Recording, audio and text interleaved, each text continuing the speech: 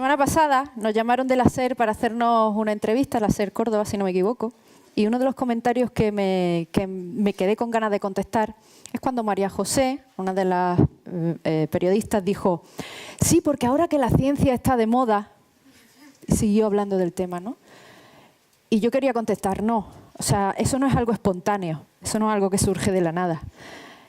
Aquí en Córdoba estáis viendo mucha ciencia en la calle, está saliendo de los investigadores, de las 4 paredes donde se hace la ciencia, está saliendo al público, que al fin y al cabo es quien la paga con sus impuestos, gracias a instituciones como la Unidad de Cultura Científica de la Universidad de Córdoba, gracias a muchas unidades de cultura científica de centros de investigación, porque es una apuesta clara para hacer que la ciencia no se quede en el mundo de la ciencia, sino que salga y que se dé a conocer. Así que yo pido de verdad, desde el corazón, un aplauso para la gente que, como Elena y su equipo, hacen que la ciencia llegue a quien tiene que llegar.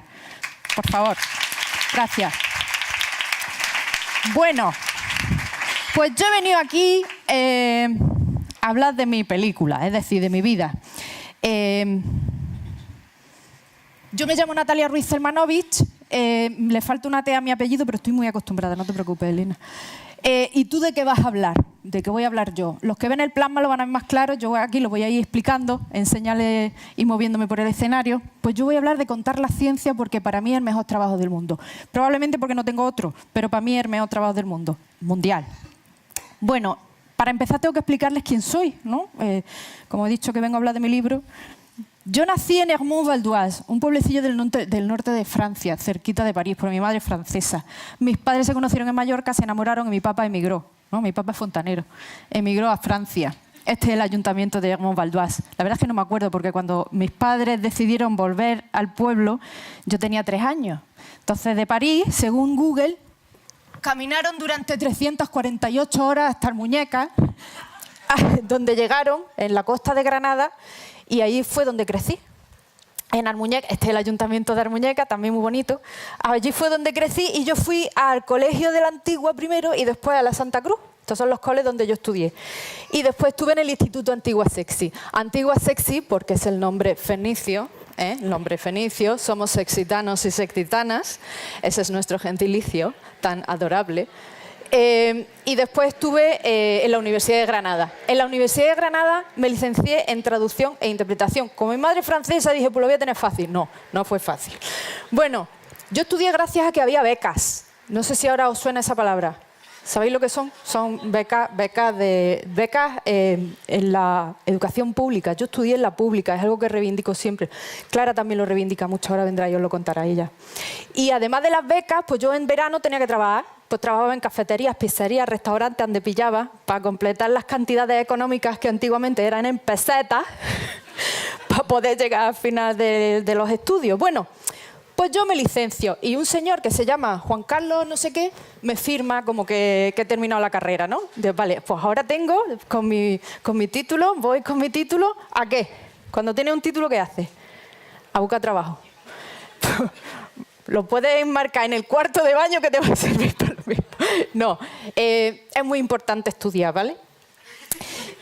Lo digo en serio. Entonces, mis primeros trabajos fueron en mi pueblo. En el Ayuntamiento de Almuñécar fue el último sitio donde trabajé antes de dedicarme a la comunicación y antes había hecho comunicación generalista. Había trabajado en la radio y televisión tropical de Almuñécar. ¿Qué os creéis? ¿Que en Almuñécar no teníamos tele y radio? Pues sí. En esa época dorada de las televisiones locales, ¿no? Donde se hacían un montón de cosas. Pues ahí aprendí muchísimo. Y también trabajé en Onda Cero Radio durante una temporada, hasta que nos echaron a Julia Otero y a mí. Por ese orden. ¿Qué pasa en el año 2000? Yo ya he terminado mi carrera, tengo un poquito de experiencia en medios de comunicación generalista y me enamoro. Y me enamoro, ¿y a dónde me voy? Pues me voy a Tenerife y camino durante 124 horas como Jesucristo sobre las aguas, porque lo dice Google, y llego hasta Tenerife y allí digo, bueno, pues como me he enamorado, me vengo a Tenerife aquí a buscarme la vida, vamos a ver qué pasa ahora. Dice Cicerón, en aquifrases.com, que es el azar, no la prudencia, quien rige la vida. ¿Por qué digo esto? Porque cuando yo llegué en el Instituto de Astrofísica de Canarias, tenían un hueco. Se le había ido la persona que llevaba la comunicación de un tema y pues le faltaba gente. ¿Y qué hice yo? Según dice nuestro amigo Louis Pasteur, en el campo de la observación el azar solo favorece a la mente preparada. ¿Qué quiero decir con esto? Que yo llegué allí y hubo una casualidad muy buena, pero si yo llevé con mi título, dije, tengo un título, sé francés e inglés, ¿qué queréis? Y ellos se quedaron un poco flipados conmigo, porque luego llega Buda y dice, yo no dije nada de eso en ningún momento, o sea que hay que fiarse de aquifrases.com. No, no me hagáis caso, es broma. Me contrataron. Natalia Ruiz Cermanovi, de la televisión tropical de Almuñécar, y te contratan en el Instituto de Astrofísica de Canarias. ¡Cagá! Yo estaba cagada. Yo decía, yo aquí me van a echar los 2 días. Me hicieron responsable de comunicación del Gran Telescopio Canarias, el telescopio más grande del mundo de su tipo. Yo iba por un lado y para el otro. Yo decía, me voy a morir, aquí me va a dar algo. Este es el telescopio, los que lo podáis ver, aquí no se ve ahora mismo. Hay un cielo precioso. Canarias, creo que es el 3er sitio mejor del mundo para observar, en el hemisferio norte. Pero cuando yo llegué, aquello era un agujero en el suelo. Había un agujero en el suelo, literal. O sea, había una cosa redonda en el observatorio de Palma, una cosa redonda en el suelo, pelado. Y obras. Claro, yo tenía que hablar de la ciencia que iba a hacer el mejor telescopio del mundo. Pues ya me dirás tú cómo lo hago. Lo primero que hice, pedí los planos. Dije, yo voy a tener que aprenderme este telescopio hasta el último tornillo. De pe a pa. Trae los planos. Pues yo me veía allí con los planos de ingeniería del telescopio y de la cúpula, que también es muy importante. Y esto era lo que había en aquel momento. Igual no lo veis, pero se ven las primeras obras, ¿no? Una construcción, es como construir un edificio. Se ve gente, se ve cemento, se ve ladrillo. Y tú dices, ¿y qué ciencia es esta? Pues hay muchísima ciencia detrás de todo esto. ¿Qué hicimos? Como no teníamos nada, porque teníamos una obra nada más, y a mí me estaban pagando, pues me puse a decir, bueno, vamos a hacer dibujos para explicar a la gente cómo funciona. Primero dibujos en 2D, dibujos en plano para explicar cómo se mueve, para explicar cómo va a funcionar, dibujos sobre cuál era el tamaño comparativo del espejo, que iba a ser el más grande del mundo, de hecho lo es. Folletos, hicimos unos folletos. Ahora, que no me oiga nadie, ahora se ven muy feos, pero en aquel momento era lo más, era lo último en folletos. Hicimos hasta una maqueta para que la gente lo pudiera tocar y lo pudiera ver. Porque imaginaos, yo entré a trabajar allí en 2001. Aquello no se inauguró hasta el 2009. Es la construcción de telescopio mejor documentada de la historia. Hablábamos hasta del GPS que tenía el telescopio para calcular. Bueno, en fin, un horror. Pues creamos un blog. En el año 2002 creamos un blog. Tengo una pelea con Aberrón, que es un divulgador científico, un periodista, porque él dice que él creó el primer blog. No, lo creé yo. ¿Vale? Yo hice el primer blog y además fuimos los primeros que hicimos spam, porque cogimos a todo el mundo y dijimos, venga, os vais a comer este blog por narices. Y se lo mandábamos al correo. Después ya nos regañaron. Entonces publicábamos en ese blog absolutamente todo lo que se nos ocurría. Todo lo que pensábamos que podía ser de un mínimo interés. El proceso de construcción. Lo que estáis viendo ahora era lo que llegaba al correo a la gente que estaba suscrita por obligación a Angelico. Y empezamos a hacer, dijimos, bueno, vamos a hacer... ¿Qué podemos hacer aparte de cosas en papel? Tenemos que llegar al mundo. No nos podemos quedar aquí con cosas en papel. En Canarias, imagínate, ¿qué haces? ¿Mandas cajas de papel y folletos al resto del mundo? Pues creamos, aparte del blog, creamos animaciones. En esas animaciones explicábamos, primero, de una forma muy sencilla, porque teníamos, ojo al dato, aquí es lo que decíamos antes, dinero, dinero, dinero. Teníamos un servicio multimedia. Un señor que hacía animaciones, que grababa y que editaba. El tío 3 en 1. Un crack. Gabriel Pérez se llama. Pues las primeras animaciones eran muy simples, ¿no? Explicando cómo se tenían que mover los segmentos, los 36 segmentos del telescopio tenían que formar como una sola superficie, como un cuenco muy abierto. Y eso tiene una tecnología nanométrica, ¿no? Después ya fuimos complicando la cosa, empezando a hacer vídeos más complejos, explicando cómo funcionaba, por ejemplo, en este caso, la óptica adaptativa, que es una técnica para compensar las deformaciones que trae la luz cuando atraviesa la atmósfera.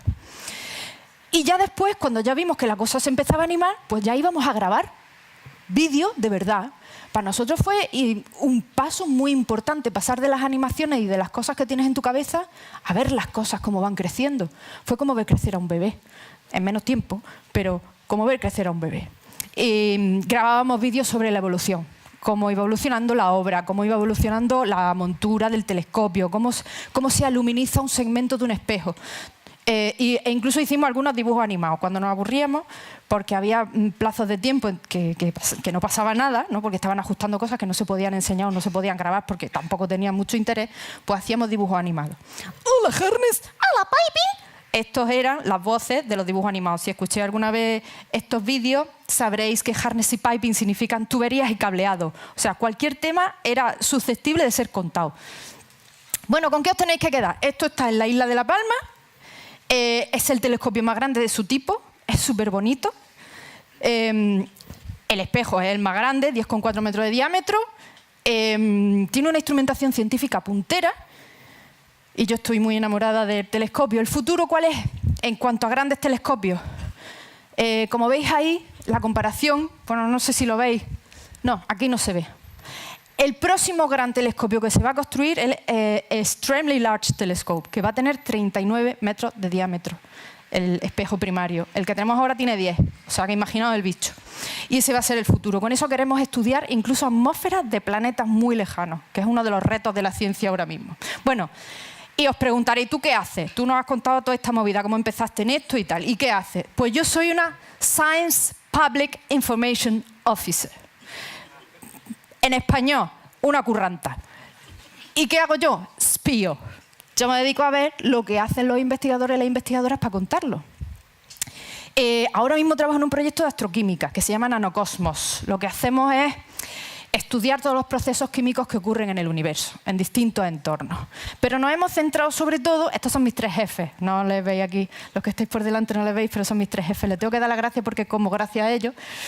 ¿Y qué hacemos? Las estrellas básicamente tienen dos formas de morir. Bueno, algunas tienen algunas otras, pero por lo general tienen dos formas de morir. Las que son muy gordas, muy gordas, muy gordas, muy masivas, explotan como supernovas. Pero las que son más parecidas al Sol empiezan a engordar y a dejar que su materia empiece a escaparse al espacio, ¿no? Engordan, engordan, engordan, engordan y se convierten en gigantes rojas. Y después toda esa materia queda dispersa en el entorno y en el centro queda una enana blanca. Y esa es la muerte de una estrella de un tamaño parecido al de nuestro Sol. En todo ese proceso, cuando la estrella empieza a inflarse, hay una especie de pulsaciones, ¿no? Empieza a soltar la materia y ahí es donde nacen los granos de polvo. Esos granos de polvo son muy, muy, muy importantes dentro del mundo de la astronomía. Sin granos de polvo, por ejemplo, no habría hidrógeno molecular, que es una cosa muy importante en el universo, uno de los elementos más abundantes. ¿Por qué? Los granos de polvo hacen como de hotelillo, las moléculas se pegan sobre los granos y ahí vienen una serie de reacciones químicas que enriquecen muchísimo el medio. Sin granos de polvo, por ejemplo, no habría planetas rocosos, no habría cosas sólidas, rocosas, ¿no? Y no se darían todos estos fenómenos químicos en el universo. ¿Qué estudiamos nosotros? Porque nosotros sabemos que eso ocurre ahí, pero no sabemos exactamente cuál es el proceso. Entonces lo que hemos hecho es... os preguntaréis cómo lo hacemos, claro. Pues primero hacemos observaciones en el rango de la onda milimétrica y submilimétrica. O sea, con antenas observamos todo lo que ocurre en el universo. Cogemos esos datos. Después hacemos modelos químicos. Decimos, vamos a ver, ¿cómo es posible que si aquí tenemos esto y aquí tenemos esto, a ver qué pasa por el camino? Entonces hacemos una serie de modelos reproduciendo qué podría pasar para ver si encaja y coincide. Y hacemos experimentos de laboratorio. Tenemos una máquina donde se va a reproducir cómo nacen los granos de polvo en las envolturas de las estrellas moribundas y qué pasa hasta que llegan al medio interestelar y se liberan. Recordad que cuando una estrella muere, el 99% que suelta son moléculas de gas en fase gaseosa y solo el 1% son granos de polvo. O sea que realmente es una cosa muy precisa y hay que estudiar qué ocurre en esos entornos. Bueno, y aquí, después de contaros todas las cosas que hago, ¿por qué eso de divulgar, ¿no? ¿Por qué divulgamos? Primero, por el puro conocimiento. Aplicaciones y todo lo que venga después es maravilloso. Yo defiendo que se investiga por el puro placer del conocimiento. A partir del conocimiento puede venir todo lo demás. Y además es que es un derecho humano. Está en la Declaración de los Derechos Humanos del 48 el derecho a disfrutar del progreso científico. Pero yendo más allá, en el 66 se amplía diciendo que también tienen derecho los ciudadanos a disfrutar del conocimiento generado durante el proceso de investigación. Es decir, no solo disfrutar de las aplicaciones, sino saber, conocer, comprender. ¿Eso qué es lo que, si eso funcionara como tiene que funcionar, qué generaría? Pues una mayor implicación social de la sociedad en general en todos estos procesos. Unas mejores políticas, porque todos sabríamos un poquito más, y un mejor compromiso. Es un proceso que se retroalimenta, ¿no? Y desde el punto de vista egoísta para los investigadores, ¿por qué se debe hacer divulgación? Primero porque está comprobado que aumenta el número de citas. Eso le preocupa muchísimo a los investigadores, tener muchas citas. Si tú haces una nota de prensa de tu paper, de tu artículo científico, tienes más citas. Segundo, porque estás generando más oportunidades de conocer a otros grupos de investigación con los que puedes tener interacciones muy interesantes. Y tercero, porque te puede proporcionar más financiación a la larga. Eso es ya desde el punto de vista egoísta para los investigadores. ¿Cómo se puede hacer eso? Por un lado, se puede formar a los investigadores. Hola, Clara. Hola. Guapa. Se puede formar a los investigadores para que den a conocer sus investigaciones, valga la redundancia. Por otro lado, existen herramientas como las unidades de cultura científica, que se crearon por ahí por el 2007, que se encargan, son los transmisores de toda esa información. ¿Y cómo se hace? Yo voy a contar básicamente cómo lo hago yo.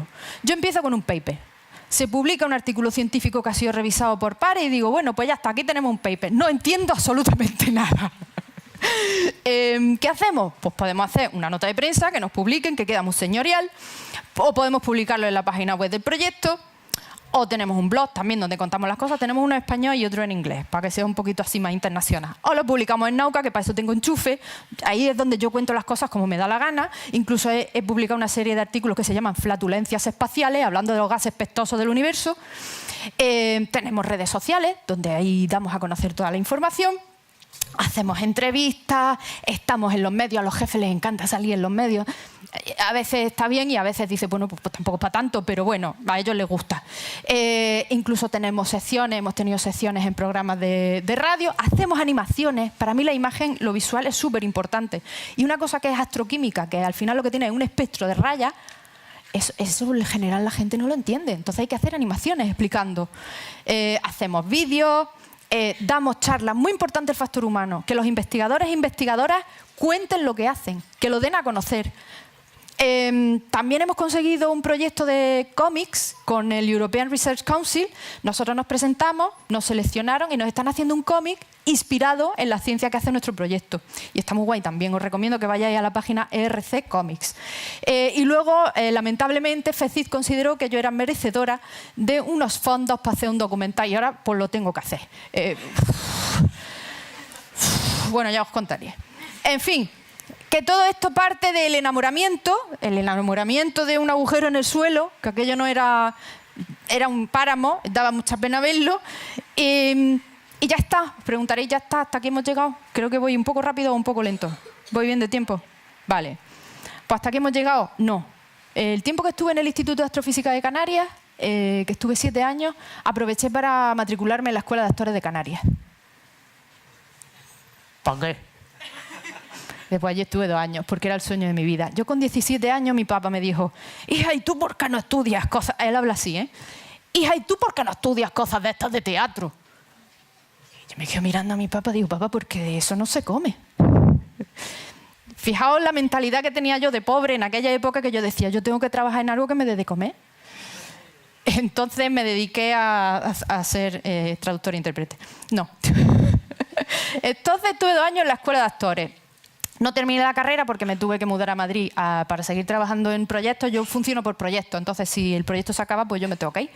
En 2010 hicimos una serie de vídeos, que os recomiendo que lo veáis, que son muy graciosos, donde yo solo hacía de actriz, y el proyecto del Instituto de Astrofísica de Andalucía, donde yo hacía de Henrietta Leavitt, una astrónoma olvidada, y que los vídeos son muy interesantes. Hay profes que los utilizan para introducir asignaturas de astronomía, ¿no?